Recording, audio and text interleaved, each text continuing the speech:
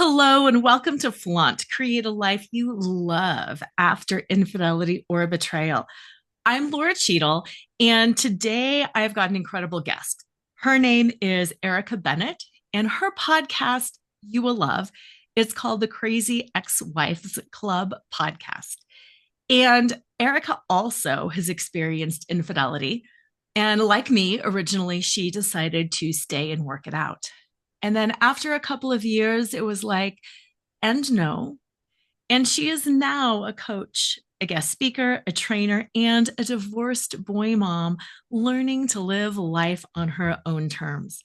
I was just on her podcast. I'm going to leave the links to that in the show notes because this is kind of part two, the continuation of that. I talked about my journey staying and the tools and the techniques and what that looked like.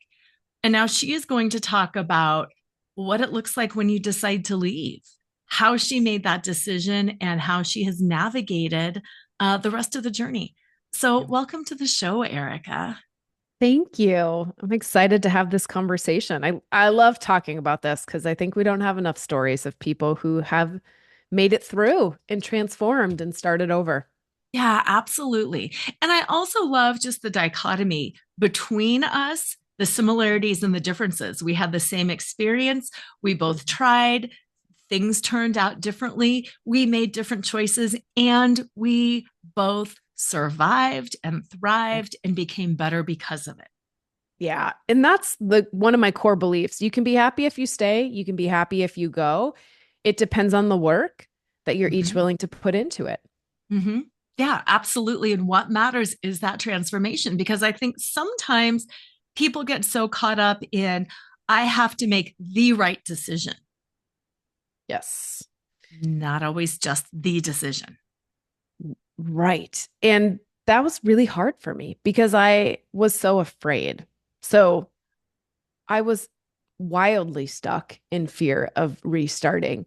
And so the decision to leave or stay was made for me solidly for the first year. I was too afraid. I was too afraid to see any other option other than figuring out a way to fix what went wrong. And so every single therapy, book, tool, thing I invested in was 100% with the intent that I was going to get him to change his mind. I was Yeah. going to get him to come back. I was going to fix this thing. And in year two, there was a lot of changes happening because the groundwork that had been done in year one and the pieces that he did or didn't do led me to a new place of I really have to be ready to make this choice. And so then I spent a year getting clear on what I wanted to do and if I was ready to leap or if I was going to stay. Yeah. Yeah. Tell us a little bit about the whole trajectory of your story, how long you had been married, what happened, how those decision points came about that I'm going to fix it versus, and I'm Yeah. done. Yeah, so the math, right? Always the math. One would think I'd have these numbers in Never. my head. But from the point that we were dating, right? Dating to finding out about the divorce was 11 years. And so eight, marriage was like 7 years. Okay. So we had gotten married we dated for like 4 years. We got married in February. We moved to an entirely new state in April, had no friends, no support system, no nothing. We moved for me to take a promotion with my job. He quit his job, had to find a new job. Like everything was uprooted.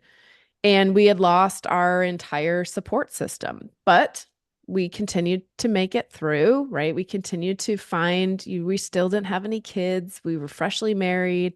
I had my checklist of things that I wanted in my life that I thought he wanted the same thing, that were the success markers, the happiness markers, right? I wanted to find the house. I wanted to have 2 to 3 kids. I wanted to have 2 dogs. We had one dog. My dog from college was still with us at that point. So I was working, I was checking things off the list. Yeah. And I really thought you just had to get them done.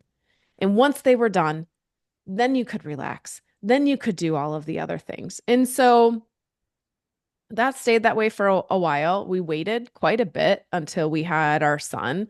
We had a miscarriage before our son. So we had a miscarriage. I pulled the trigger to get a second dog because, I just felt that I needed to have something and I was going to Right. fix this thing right away. That didn't help. The two dogs hated each other. And then we had another baby. So lots of chaos, lots of chaos. Um, my dad got sick and was diagnosed with pancreatic cancer when my son was 6 months old. I mean, you're talking about like all the grief and all the chaos that could be put into a situation it was. Yeah. And all it was the icing on the cake of the fact that we had grown apart. I continued to work on, we have to get these things done. He had Hmm. already been checking out. His first affair started when my dad was sick. He was traveling for work. So was another coworker. They were always in hotels together. Things just happened. I didn't find out about anything until like 4 years later. So 4 years later, we're talking 4 years of me knowing something's wrong. Hey, can we read this book together? Hey, I'm really worried about this. I did get him to go to like one session of couples therapy. The therapist was not good. This is Hmm. why I say that there are bad therapists. It shut him down so fast and so furious. He pretty much refused to ever return again. But I know something's wrong. I know something's wrong. He kept going out more. I kept staying home more and being overwhelmed by now having a toddler, and then my dad dies and work and all of the things. So by the time I find out, it was because I found deleted messages between the two on a shared computer. And when I confronted it on him, he confessed to the first affair years ago, thinking I hadn't found the current one. Oh, And so ho, ho. everything came out at once. We were trying therapy. He was actually at the point. He had come home a couple weeks earlier. He had gone out to the bar. We were trying to have a second baby. I thought things were finally better, but I knew something was wrong. Well, we'll talk when I get home. He comes home, at 2 in the morning, and he just thinks he's going to go to bed. And I'm like, I'm not letting it go this time. No. And he says, I love you, but I'm not in love with you. We just want different things. And he rolls over, he goes to bed. It's the first time he slept through the night in years. His like sleep apnea wasn't bothering him. The snoring wasn't an issue. Like you could tell that it was the truth he wasn't facing was showing Hmm. up physically. And so he had his peace and my hell started. I didn't sleep. I didn't sleep like through the No. night for the next 6 or 7 years. Um, and that started this journey of trying to figure out, how do I save this? We used to be happy. No, I had never dated anybody longer than 3 months before I met my husband. I just always, no, not the right person, moving on, right? Like I just knew. And so I was like, we used to be really happy. We used to be a really good fit. Things used to be really good, but we fell apart. We lost each other along the way. And I think that we should try and work on it. His standpoint was, I'm just not ready to, and I don't know why. Hmm. I didn't know he was still seeing the other woman. He swore he wasn't. But it really comes down to, again, he just was avoiding the conversations. He was waiting for me to continue to do the work. He couldn't do it. He knew he was Yes. done.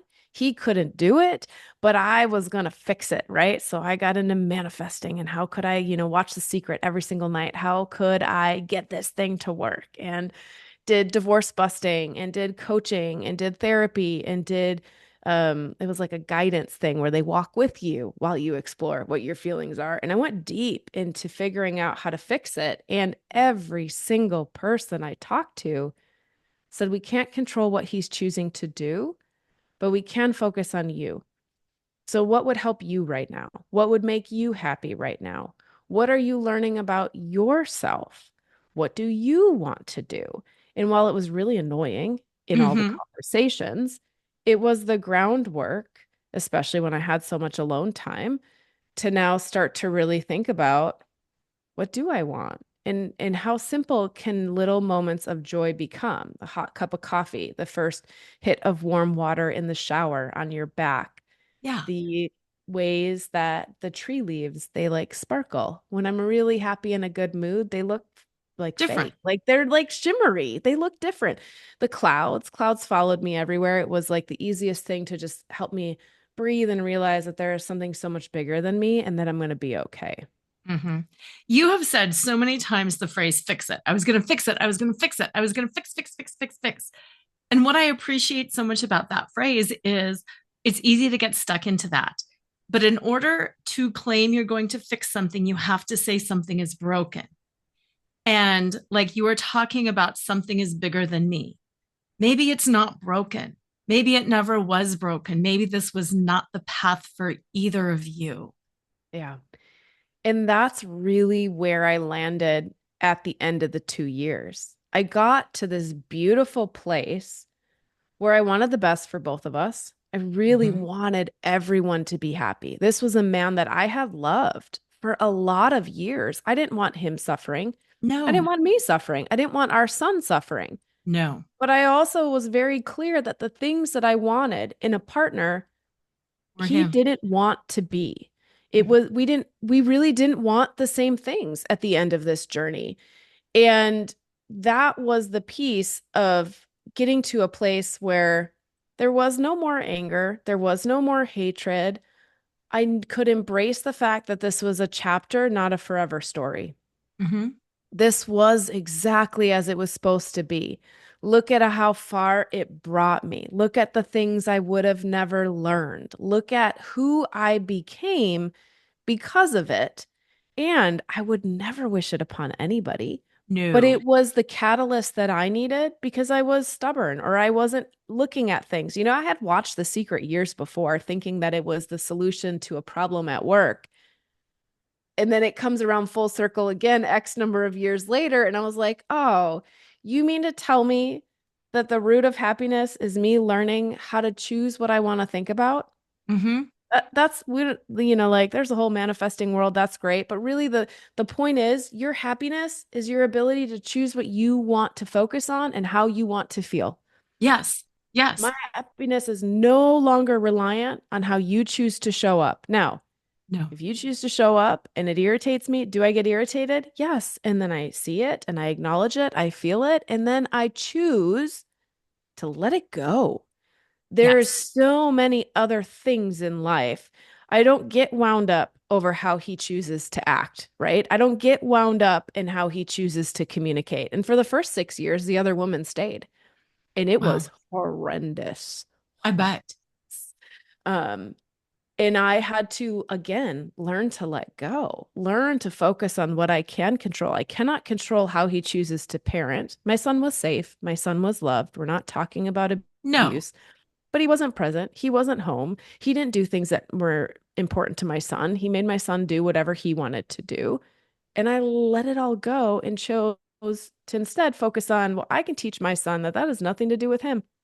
He Mm-hmm. can learn a lesson at a very young age that his feelings are valid, his desires are valid, and it doesn't mean that everybody else always acts the way that he wants, and that has nothing to do with him. So there were tons of lessons, and it was incredibly painful. And I was okay that it was a chapter. Like I was at peace. I was the one that finally chose to file. He Yes. at Christmas said he was ready to work on it. And we're talking March is when I found out. So we were 3 months shy of 2 years. Wow. And I was like, okay, this is not the answer, I thought. In fact, I was leaving on a work trip. I was headed to Japan. It's a 12-hour flight. This is prior to the days when there was Wi-Fi, free Wi-Fi. So there was no, boarding doors closed, phone is off You're for done. 12 hours. And I had sent a text and I said, the flight's 12 hours. I want an answer by the time I land. I don't want to do this anymore. I'm ready to have a partner who actually wants to be with me. So if you want to be with me, you got 12 hours to think about it. And when I landed and I turned the phone on, it dinged and it said, I'm ready to work on it. And I cried. I didn't know why I was so sad. I was so upset. I'm like, you finally have this thing that you have fought for 2 years. You have it Mm-hmm. and you're not elated.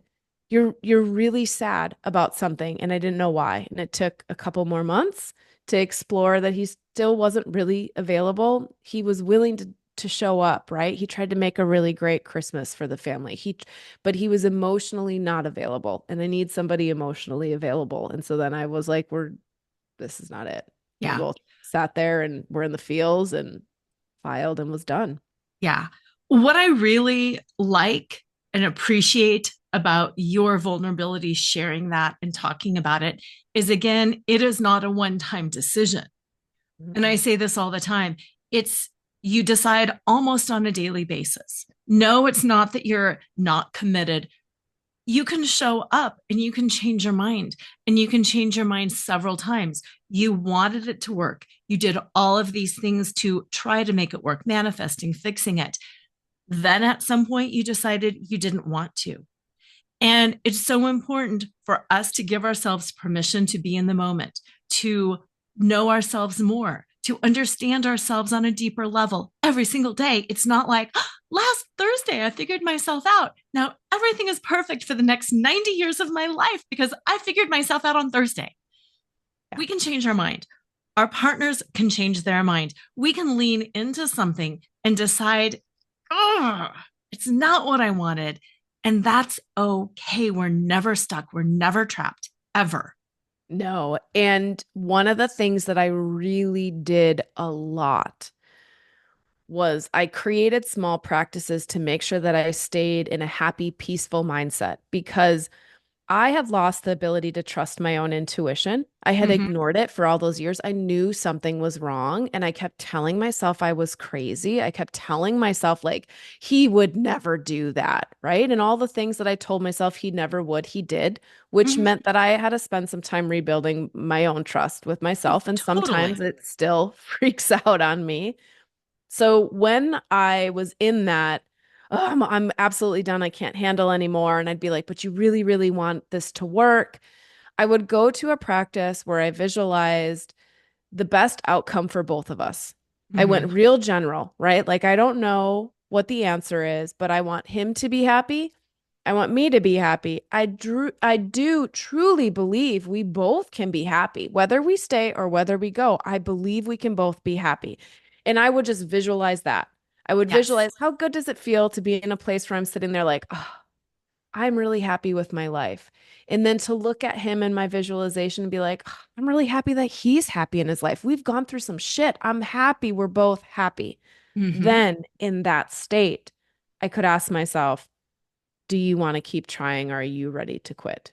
And quit's the wrong word. Are you ready to shift? Let's say shift, Right. because again, mine was like a little like blinders. I was in a battle. I was in a battle. But, are you ready for something else? And I had to do that for a long time until I realized that I really did think that I think this is supposed to end. I think, and not because of anything he had done, of who I wanted as a partner, of how I wanted to be in relationship.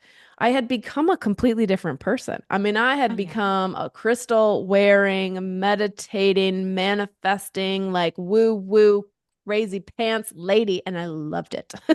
Yes. And he didn't. And that's okay. Mm-hmm. And that was that realization that I'm like, oh, it's all right for this to just be a chapter and to let it be something that was still good in your life, even if it hurt. Mm-hmm. Mm-hmm. And congratulations for doing that, for letting it be, for becoming, for embracing who you are, for pushing through that fear gently, for recognizing, yeah, this is really terrifying, but I'm leaning into these practices. I'm doing this visualization. We had talked on your show about tapping, that you do Yep. tapping. There's all of these different practices out there. What do you recommend for people to do when they're in that state of fear that I don't want to shift. I don't want to change this. Too much too soon. What do you Yeah. So, recommend? yeah, the first thing I want you to tell yourself that you don't need to have an answer right now. So when all that hits, okay, so when the fear hits, the anxiety hits, most likely you are future tripping. We Yep. are in a state of anxiety when we're projecting into a future that we don't know whether or not it's going to happen, but it seems very real and it derails us in the present moment. So when that stuff happens, the first thing is just acknowledge it. Because the moment you acknowledge it, you take away some of its power. Like, oh, Yes. I am way down a path that I am nowhere near. I don't know if that's going to be true. I don't know what that's going to be like. Then calm your nervous system. Bring yourself back to the present moment. And the one that I like the most when you are really, really heightened is find the five things. So to Yes. bring yourself back to the present moment, what do you see? What do you hear? What can you feel? What do you smell? Label five things in front of you right now, right? So I could be like my microphone, my tea, the computer, the light outside, my ring light. All that does is stop your mind, your little momentum train. Visualize a train. That train is like 1,000 miles an hour down the direction of chaos and catastrophe. You're now choosing to activate a different part of your brain to label, identify, label, identify. That's a very present moment thing. And it will shift you out of that big momentum. Now you can start tapping, your karate chop point. Mhm. You can do 5 breaths, belly breaths. Don't breathe with your shoulders, right? Put your hands on your belly, breathing in through your nose, out through your mouth. Feel that air. The breath is the only conscious way that you can activate your nervous system, your parasympathetic nervous system, which is your rest and digest. It is that little. It is that little to say, oh, crap, I'm way in the future. Bring myself back to the present, 5 things, take the breaths. Yeah. Now your whole system is regulated, and now you can get to, okay, I don't have an answer today, but I can figure this out. I don't know what's going to happen, but I will learn. Or I am really upset and I just want to go journal this out. All of those are fine. But when your emotional side of the brain runs your life, it ran my life. You spend all your time trying to control the details and avoid the pain. And when you learn how you can actually shift yourself back, you can look at it, you can feel the pain, and you can get through it. Those things no longer control you, like fear. I mean, fear owned my entire life. Oh yeah. Oh yeah. I thank you for all of those. Those are great. I want to add in the idea of fear is usually much worse than the fear itself. 100%. And my listeners know I use the concept of burlesque all the time in my work, the intentional stripping away. You're stripping away of the fears and you're choosing how to reveal yourself. And when you reveal yourself consciously, you don't feel as exposed as when somebody else puts you on the spot and reveals you that way. Yeah. And it's just really powerful to be like, yeah, I can lean into this fear. Okay, I am future tripping, but maybe I'll journal on that and I'll do it consciously and I'll step into that fear. Maybe I won't find another partner. Maybe I'll be alone forever and die a crazy cat lady. Ah, but when you choose to move into it, suddenly you realize, no, actually, this is really good. And I'm safe and I'm happy. And it's not actually something to be afraid of, it's something to be embraced. Yeah. I use the example of a fear monster. Okay. Your little fear monster sits on your shoulder. He is there all the time. He is whispering in your ear. Society, culture, the news, everything runs on fear. Oh, you can't eat that. You're going to get heavy, right? Oh, you can't vote for that. Like all the things. Everything Yeah. is based on fear. Fine. Fear monster gets bigger and louder every time you allow those fear-based thoughts to continue to be true. Mm-hmm. You're never going to find somebody. You're going to be alone forever. Nobody else is going to want you. How are you ever going to find another partner? How am I going to be able to keep this going? How am I going to take care of my kids? All this gets bigger. He's already happy and moved on. Must be something really wrong with me. Okay. The only way to get the fear monster to get smaller and to get quiet is to just look at it and tell it that it's not true. Will Yes. you be alone forever? I was wailing on the floor one Friday night, alone, child free, right? Journaling it out. Oh my God, I might as well move in with my mother. So my dad had passed away from pancreatic cancer a couple years prior. She was also alone. I was like, I need help. I might as well move home to my small town, take my 4-year-old son with me, and go live with my mother and give up on the rest of my life. Okay, that was it. I was wailing. I Right. had to look at it and I'd say, is it really true that your like life is over at 35? Right. No. Okay, is it really true that you don't have anybody else to help you? No. Is it really true that you will never, ever, ever, ever meet somebody? No. Okay. Challenge those fear-based thoughts. But we can't get to the logical mind to challenge it until we calm that nervous system. And it's Absolutely. little bit at a time, little bit, little bit, little bit, right? All that happens, anxiety, right? Anxiety gets bigger and bigger and bigger until it's debilitating.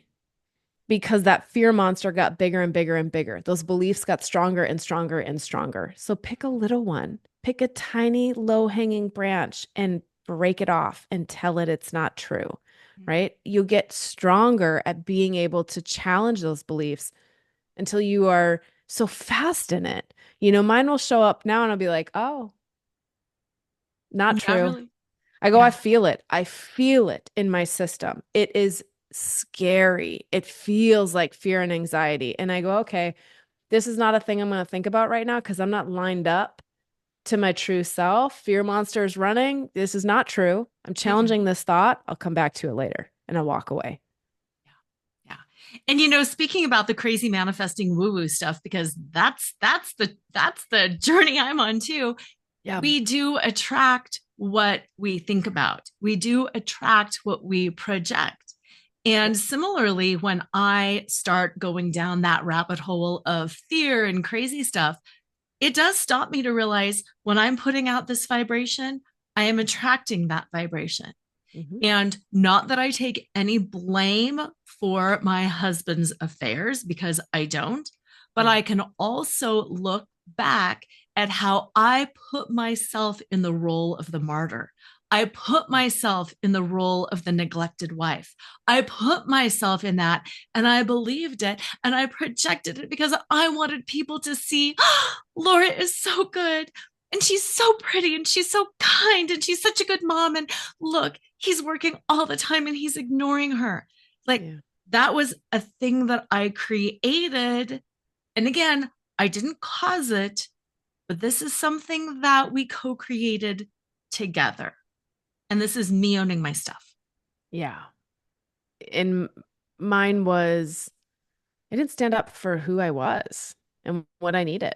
I had 100% self-abandoned and I had allowed a lot of behaviors. It wasn't the first time he'd stayed out till 2 in the morning. I thought boundaries Mm-hmm. were a line that you drew, an expectation. That's the ultimatum, you guys. No, I thought I created, I was like, I have bad boundaries. I just let him do whatever he wants. I need to learn about boundaries. So I went and read about it and came back and I was like, you need to be home by midnight because I get up at 6 in the morning and you cannot be waking me up at 2 and 3 in the morning when you roll in. I thought that was a boundary. This is what I want in my life. And he'd still roll in at 2 o'clock. And I was like, what am I doing wrong? A not a boundary. boundary, it's boundary is a thing that you change. So if he continued to roll in at 2 o'clock, I needed to say, hey, this isn't working for me. Mm-hmm. I can go sleep somewhere else. I can go into the guest bedroom. I can move somewhere else if he won't. I can ask him to. I can explain why it's important. But at the end of the day, he's got his own free choice. He might not do it. Then I do it. Then I stand up for what I need and I make a change. And that was a really big lesson. We have boundaries wrong a lot. We think boundaries are ultimatums. You better do this. You want to be in a relationship with me? You better treat me this way. No. Mm-mm. If he doesn't bring you the flowers, guess what? You go buy the flowers for yourself. Mm-hmm. Stop giving somebody else all that power in your life and learn how to deliver it to yourself. Teach yourself how to love yourself so that you can then teach somebody else. They don't know. They don't know how to love you. Every No. single person is different. No, no. And another thing that I want to say on boundaries, because this is really, really important too, boundaries are small. So often people will say, well, I'm going to create a boundary that I will leave if he doesn't do that. Yeah. And I'll say, but are you really? Because if you're not really going to leave because he doesn't bring you flowers on Friday, then that's a really bad boundary because you're not going to follow up on it and you're not going to Mhm. enforce it. Like you Yeah. said, maybe the boundary is I will sleep somewhere else. Maybe the Mhm. boundary is I will go away for the weekend and regroup and think about things. Make Yes. sure the boundary is something you will actually do. Or even if you set the boundary correctly, Yeah. it's not a boundary if you don't enforce it. And you're teaching the other person, hey, I self abandon all the time. So run all over me. Boundaries don't matter. Yeah.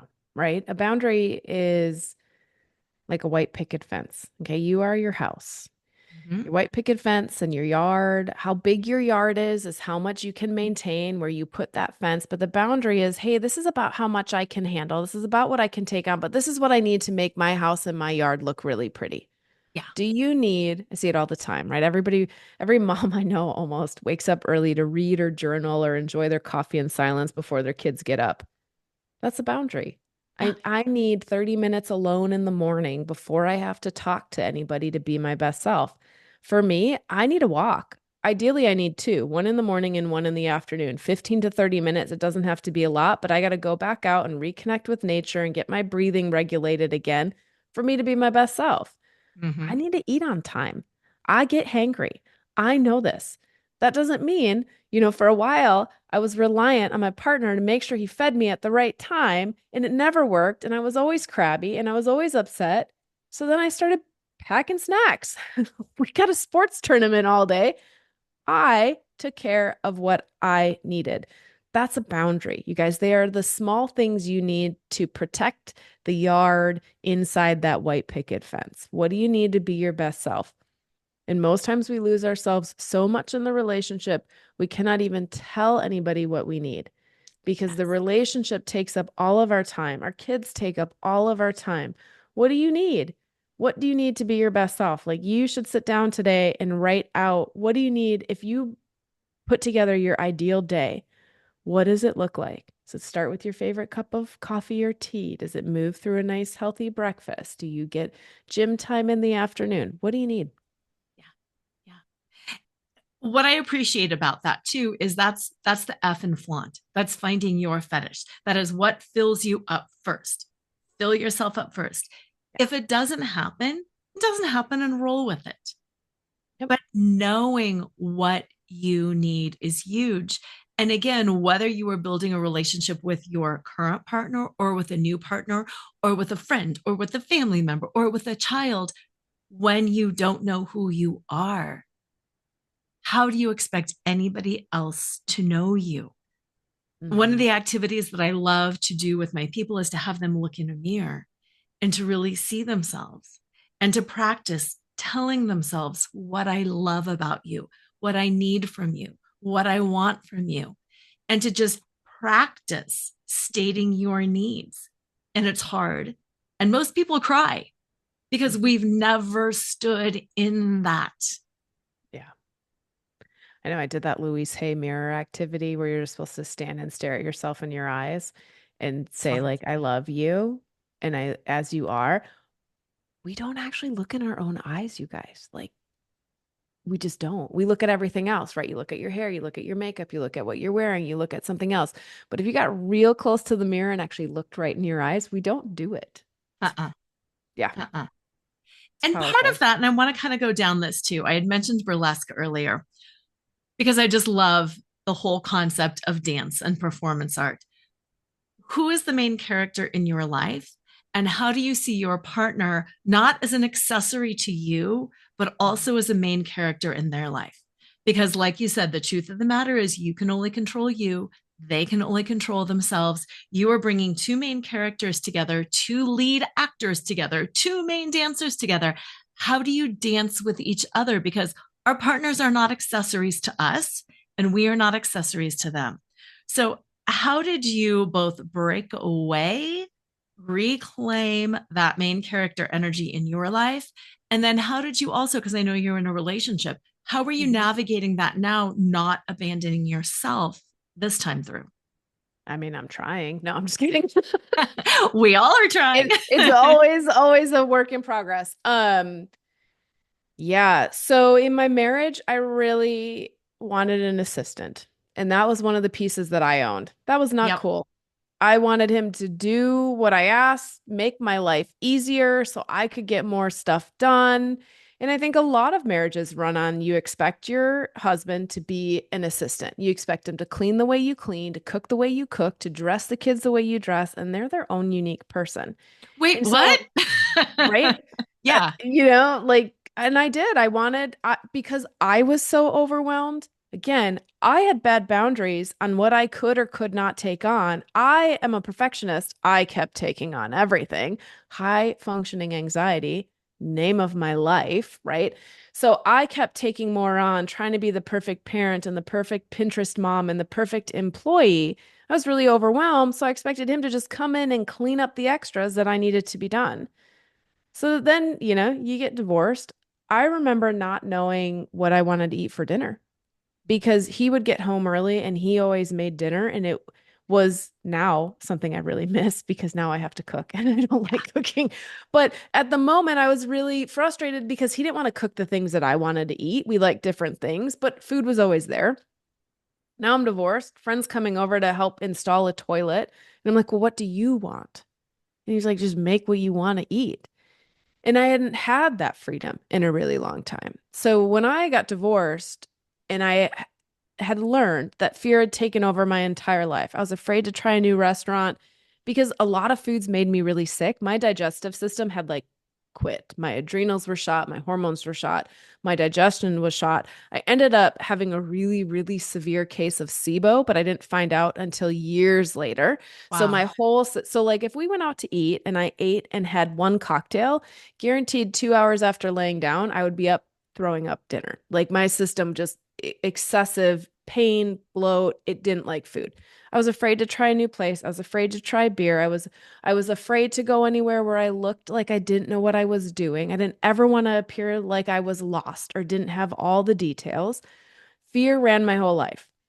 So when I got divorced, I committed to myself to retry everything I had ever said no to because I honestly didn't know if I didn't like it or if it was my little fear monster trying to keep me small.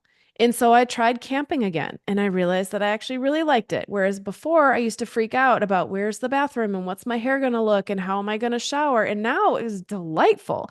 I got into hiking. I started working out and lifting weights at the gym. I found out that I do like beer, but I like porters, not IPAs. I think IPAs are gross. But I had to go out and retry all these things. And so the main character of me became testing and testing. And I had always been really the like jack of all trades my entire life, right? I could meld into whatever the new friendship group was. I'm a really quick learner. I pick things up. I was in a group that worked on vintage Volkswagens in college while also doing bridal makeup and working in a beauty shop. Like the opposite extremes, and I could do any of it and find happiness in it. And what I learned was the things that were me were the things that stayed even when I was alone. I'm a quality time love language. I like to know that I am important and valued, which means that I like to get the invite.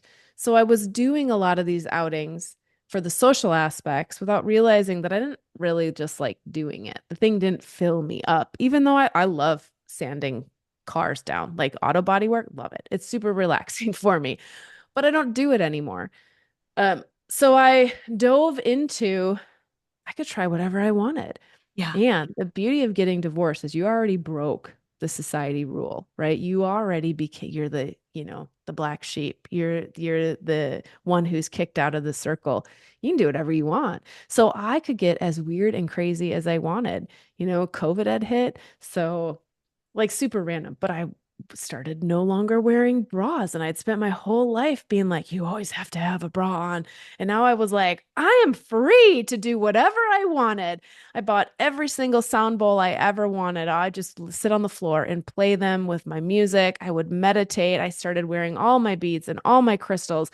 And I went really deep into everything and then came out with the pieces that I wanted to keep that built who I was. Now, as you alluded to, I'm in partnership again. And guess what?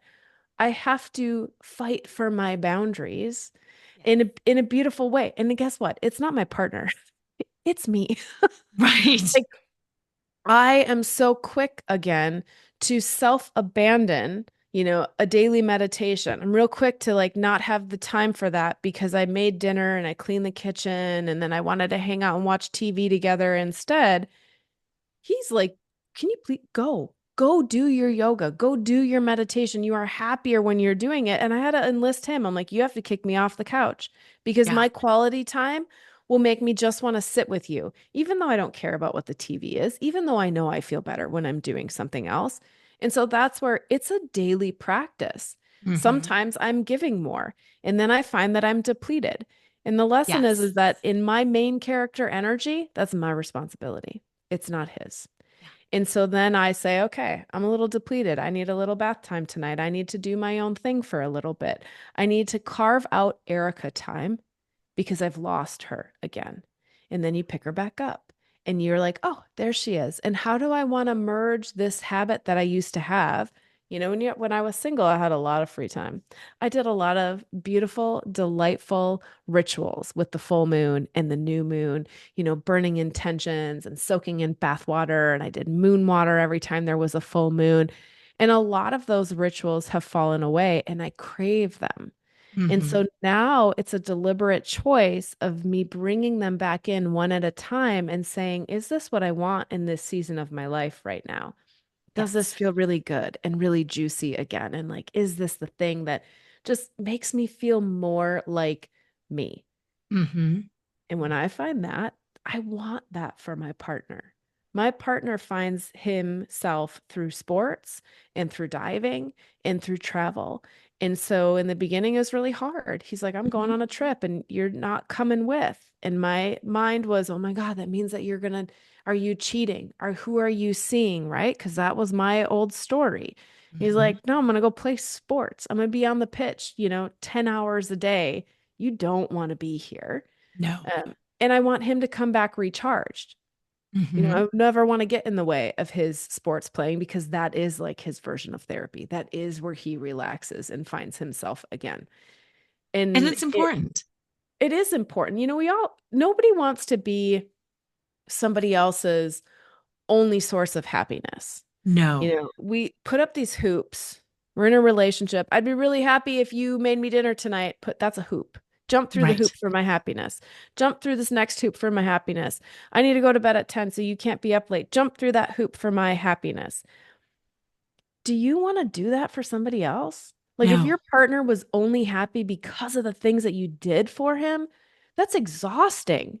Nobody wants Very. that. But we sit from the mindset of, well, they should do all these things. And I see it online. All these women are like, well, you should leave him because he did this. Pause. Right. Does it really matter? Is this really important? And how do you need to take care of your own needs first? Because you got to stop the hoops. You got to stop demanding this other person show up. Now you're in a place of, I love it when I'm my best self, and I love it when my partner is his best self. And I'm bummed when neither of us are our best selves. So Right. take your independence. Go get your best self back Hmm. and bring it back to the relationship. Yeah. I had that belief of, two people create a one. We're a 50 and a 50. You're a No. 100 and a 100. And when Yes. you start becoming 90, 80, 70, what happens? We like latch onto our partner and we try and pull them down with us, or we try and steal their 100 to fill us back up to 100. Well, now they're depleted. Well, now they're stealing from us. You each have to be responsible for maintaining your 100%. And when Yes. you each bring 100 to the relationship, now there's growth. Now there's expansion. Now you're both your best selves coming together. And Hmm. yes, we're not always perfect, but I know, I'm falling down the hole. I'm tired. I'm not eating well. I'm overworking myself. I become needy. Yes. He pulls away. Well, I don't like needy Erica. No. I become needier. I was like, oh crap, where are you going? Are we in a Panic. problem? Panic. Yeah. No, I need to go fill myself back up. What do I Yeah. need? Go to the gym, go meet up with some girlfriends, go take a nap, Hmm. go get the Starbucks. Okay. We Right. got to stop relying on the other person to fill us back up. Yes. One of my most popular programs that I offer is the Sanctuary of the Soul program. And just like you were saying, it's based on the cycles of the moon, it's based on the cycles of the season. And what I think is so valuable about it is it gives people a hoop that they jump through for themselves. If I tell you this is the full moon and we're going to Zoom, you show up, you've created the hoop for yourself. If I remind you that it's the fall equinox and that we're doing like this month, we're doing the Peruvian coca leaf ceremony, then you jump through it for yourself. And Mm-hmm. sometimes it's so important to create those hoops for ourselves, not for our partners, because we do get tired. We do get lazy. We do fall into regular habits. So, what can you do to create hoops for yourself? Who Yeah. can you use as an accountability buddy? Whether it's a coach, whether it's a friend, whether it's a program, those little reminders along the way, you got to fill yourself up. And then, like you were saying, set your partner free to fill themselves up. Yeah. Not, why can't I go? I want to go. Well, wait, what are you doing? Set them Mhm. free. Support that. They will support you too. And that was probably one of the most annoying lessons once I was divorced. Once I was divorced and I moved into my own place, and then I was alone and there was open free time. And I remember being so annoyed because I knew that I was sad or on my way down, and I just wanted somebody to come fix it. And my friends were all busy. Most of my friends live out of state, so there wasn't anybody in town. They had all been there for hours and listened to me cry on the phone. Like my Oh, friends yes. were amazing. And there were still times when I was so annoyed that I had to pick myself back up. I was like, "Oh, you mean I have to make myself feel better? Where's the What? person to take me out or entertain me or listen to me talk?" And it was a hard lesson, and I was annoyed. I was really annoyed that I had to do the work. And it was beautiful because it's the only way that I broke that habit of realizing that I don't need to rely on somebody else to help me feel better. Mm-mm. Like as a kid, co-regulating is a real thing. You probably learn to feel better by relying on a parent or relying on somebody else. But we also need to learn how to self-regulate to be able to take care of our own happiness and our own needs. Mhm. What about the relationship between you and your ex now? How are you navigating that and how are you finding peace? And is it a good relationship now? I don't know what it is. No. It's definitely not toxic. So the other woman left, and when the other woman left, he started showing up again. And that was really odd. We had not talked in 6 years. In 6 years, she demanded there was no communication between the two of us. He was incredibly like rude Hmm. and disrespectful to me that entire time. Hey, our kid's supposed to be dropped off at 7. It's 7:05. Where are you? No response. I'll show up when I'm going to show up. Like we're talking like it was really the first 6 years were rough. Wow. We had tried going back to mediation. I'd hired new lawyers. Like it was a whole thing. She leaves, and all of a sudden he's like trying to be friends again. I don't need it. I'm like, this is a little too late. So I am happy that we are respectful. It is always, hey, can you help me with this? I'm never dictating, like, hey, I think I'm going to need help on an extra day in October. Do you think that you'd be available? I'll send you the dates.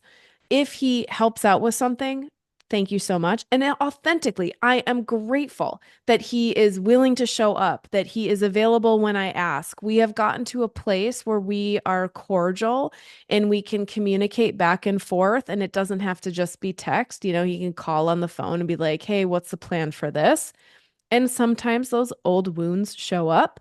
When we moved, Mhm. officially, I moved outside of the state line by 15 minutes.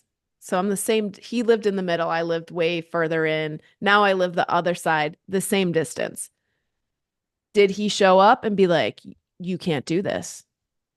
Do you want to go to court? It's the same time difference, the same miles. And then he'll settle back down. And so sometimes those old things show up. But I think it comes across my interpretation of it is again, as I've elevated and I choose to see abundance and I choose to trust in the right path moving forward, a lot of the comments that I struggle with are because he's still in a little bit more of a judgmental mindset. And that is like, I don't know if he's ever changed. I don't know who he is now. I haven't really talked to him in 7 years. I don't know what he likes or who he is or how he's changed. And so I'm grateful that we can communicate, that we can swap weeks without problems. If our son gets sick or injured, we can divide and conquer. I think I'll always be a little bit bummed it didn't become a better relationship, but I also am really glad it's exactly the way it is. Like, I really thought I was still going to be like best friends with him. Right, right. And I don't think I would want that, like, thank God that didn't happen. Thank God that the universe had a better plan for how this needed to be. Yeah. And all the extended family, his extended family is all really open. His, Stepmom checks in at Christmas. How are we doing? His mom checks in. So there's not any weirdness. And that was one of the big pieces for my son is that family is family. And so I Mhm. wanted to make sure that at least on our side, he's always welcome. He's always invited. He's always included. Whether or not he shows up, that's his choice. I love that. One of the things that I hear a lot, and I'd love you to speak about this, and this is very vulnerable. One of the things women will say to me is, I don't want to regret it. I don't want to feel sad. I don't want to be lonely. I don't want to miss him. And what I Mm. usually say is something along the lines of, you will be sad. There will be moments where you miss him. There will be Yeah. moments where you think, oh my God, I made the wrong decision. That's Yeah. part of life. But being Right. sad in that moment doesn't necessarily mean you made the wrong decision. Have Yeah. you had ups and downs? And how can you speak to that? Yeah. In fact, perfect timing because the program I was writing in the bathtub last night was on divorce grief. Because one of Perfect. the things that really surprised me was how many things I grieved the loss of that I didn't expect. I had in our 2 year separation, grieved the loss of having somebody there every night, grieved the loss of the ability to call and talk to him. Um, those pieces came little by little because of that separation time. And then when the divorce was done, there was a lot of grief around like, well, the family holiday rituals are gone and I can't talk to the, former in-laws anymore. And not because they weren't open, but it was awkward with the new woman in this situation. And the ask was to not. And I was like, okay, I'll respect that. I can Right. respect your wishes on that. Grief is just a tricky thing because well, what I was writing about was that grief is the shattering of your heart. And when your heart shatters into a million pieces instantly, it is intense and all consuming. Mhm. And so it's not logical and you can't see your way out. And it literally takes the light out. It's like you will never get out of the feeling of sadness and regret. And did I make a mistake? And that is never the time to make the choice. So Mhm. when that hits, you've got to look at it. You've got to feel it, journal it out, cry it out. A lot of times, my big cries, I find it more helpful to get down on my hands and my knees so Yes. that I'm in my body, rolling back and forth, kind of left, right, allowing those waves, the waves of pain to leave my body. Hmm. And then when it's not as intense, to go back and to really ask yourself if it's true. Like, do you really? I'll, I'll confess to this one. I was really sad about not being able to talk to his parents anymore. It was an illogical thought. Hmm. They are very nice people. We are not super aligned, right? They weren't best friends. We'd go over to their house and I'd often come home really frustrated because the conversations didn't go the way that I had wanted. Or his dad is real like spacey's the wrong word, but he's real like just go with the flow and I'm very like organized and he used to drive me batty. And Hmm. I sat there and asked myself, why are you sad about this? You didn't love being there when you had to be there. So what are you sad about right now? And I realized that it was more about my own inner wounds. Was I ever going to find a new extended family? My dad had died. I just really wanted a father figure that was a little bit older, somebody to be able to lean on. Those Hmm. were my wounds that I was trying to fulfill through something else. And so when those pieces hit, when you're worried that you're going to regret it, I'd ask you why. Why are you afraid you're going to regret it? What do you really regret? What are you afraid that you're never going to have again? When we look at grief, yes, it's love that has nowhere to go, but it has nowhere to go because we think that that thing is never coming back. Right. And, I grieved the loss of having somebody to go to a concert with, specifically the music I was listening to at the time. Who am I ever going to find to go to a Dawes concert with me? I am going to have to find a fish in the sea of the dating pool that also likes the same music as me. Guess what? I found somebody who liked different music, and we've gone to a lot of concerts, and it's been really fun. Yeah. So I grieved the loss of something because it was a specific condition. And once I allowed it to morph into something else, then that love had somewhere to go. and the grief no longer controlled me. I could see that it was now, piecing your heart back together. The emotions were flowing again in the right way. So when that regret comes up, you know, it's okay to feel it is the biggest thing. And it doesn't mean that you made a wrong decision. It No. just means that there's a piece in your heart that really wants to be seen and heard, some part of your inner wounded child that needs to be held. Are you grieving the loss of the idea of a 50th wedding anniversary? Are you grieving the loss of a one and only love, one true love? Are you grieving the belief that you did something wrong? You didn't do anything wrong. It just didn't work. Mhm. Mhm. And it is important to feel it. There's nothing wrong with feeling things. There's nothing wrong with being sad. And I think that's sometimes a belief that has been put into our society. I can't remember if it was on this podcast or the other podcast where I was talking about like the Cinderella story. Yeah. We all have these beliefs about things should look a certain way. And Hmm. we feel like life should be happy and Yes. families should always be happy and we should always get along. And when I have my soulmate, nothing bad ever happens. Guess what? Bad things happen all the time. Bad Yeah. things happen to good people. Half of life is up, half of life is down. It's just the way it is. It's not that you're Yeah. doing anything wrong because you feel bad. It's not Yeah. that something bad is happening because you're in a bad state. Half of life is bad. Yeah. Yeah. And I think the big thing for me was to make sure I didn't feel regret or worry about this bad thing. I did a lot of work to make sure that I made the decision from a place of love. Mm-hmm.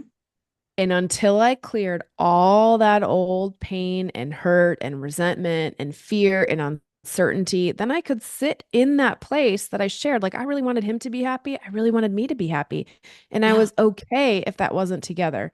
So for me, when I see people are like, I don't want to regret the decision, it's because you're trying to make an emotional decision and you're not in the place to do that. You need to be Yes. making a logical decision with love. Yes. So heal all the places that you're triggered. Heal the places that you're unsure of and that you're hurting from. And when you do that and you really do step into that love and abundance everywhere, the regret is gone.